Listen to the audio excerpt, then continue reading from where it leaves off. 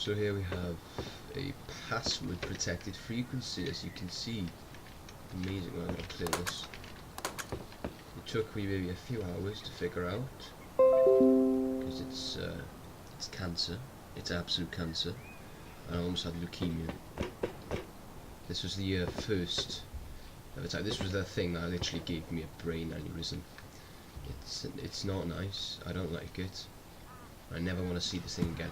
This is the cleaner version, slightly. This is the third version, which I'm not going to do because I'm not pissed to wire it all again. But this is the version I'm sticking to right now.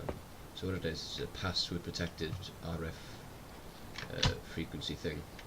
So set on 666 because it's cool. And this right here is a train, I like to call it, because trains are cool, right? And I'll show you how it works. So I'm going to click it once to activate. Now it's going to go through every module. One module is that's not very clean. Go to this. This part is one module. This part is another module.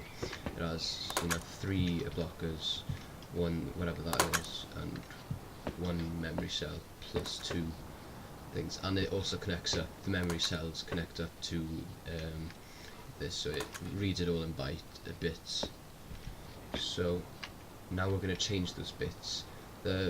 It's not complete yet. It's going to have AND switches. So what we'll do is when every memory cell or some memory cells are enabled, then there'll be AND cells and OR cells and XOR cells here, and then it'll link up and it'll make a password. And when there's flow coming out of the XOR at the end, which is going to be an XOR at the end, there will be at the end here. This part is all from the RF receiver.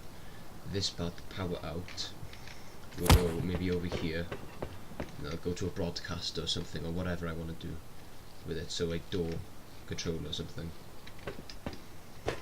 And there'll be a blocker as well. So at the moment, if I did this now, it won't work because there's a blocker. It blocks the power. But whenever the power is inputted, it'll allow the power to go through. Then I can open doors and shit like that. Right. Now to give an example. So I'm gonna start the train. Now I'm gonna make all of them light up. So this one. And mind, whenever I press this, it starts another train, if you can. So it restarts it, which it isn't great for digits above 4 because, look, I'll show you now. So now it's all ones, it's all positive, all that shit. So here's the restart. It links into the memory cells. Here it goes into reset and it goes there and blah blah blah. Hold on, I'll show you how to do this now. For the counters, what you want to do with the memory cells is you want to have inverted output into clear, output into increment, and then it's set to 1. The pass-through target, yeah, there we go. The pass-through target set to 1. So whenever it's above 1, it won't continue. And whenever this is disabled, the inverted output will clear it. Alright. So now we're going to do 101. Yeah, 1010. So we're going to start 1 here. So that's 1 there. We're going to pass on this. Keep in mind, the module only works when this counter is activated. That specific one. Well, that specific one for the module. Hold on. And yeah, it works so far. Cool. We'll let it pass because look at this. It keeps on continuing. And we'll wait until it passes and it should be good. I've done another one as well. Well, I did another one a while back. It was a simpler version with multiple RF frequency receivers things.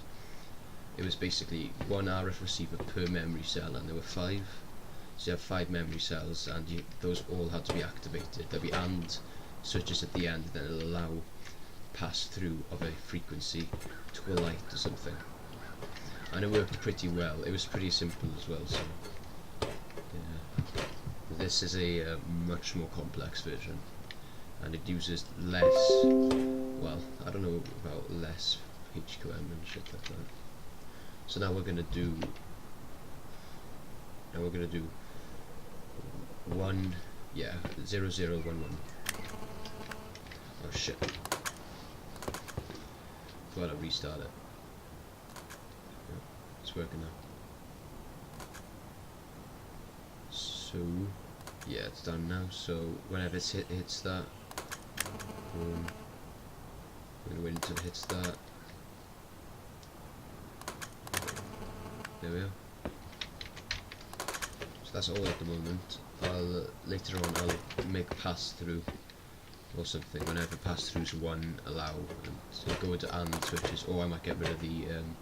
I don't think I'll get rid of the counter, to be honest. It looks pretty cool. But I'll have like XOR switches and all that shit, like I did in the calculator video or the computer video, whatever I named it. The 4-bit adder. That's the one. That's essentially a calculator in Rust. I'll use the XOR switches from there, and the AND switches, which are important because they allow pass through even if both targets are receiving or thing in power. So that's it. I'll probably make another video with a final product where it'll actually full on work.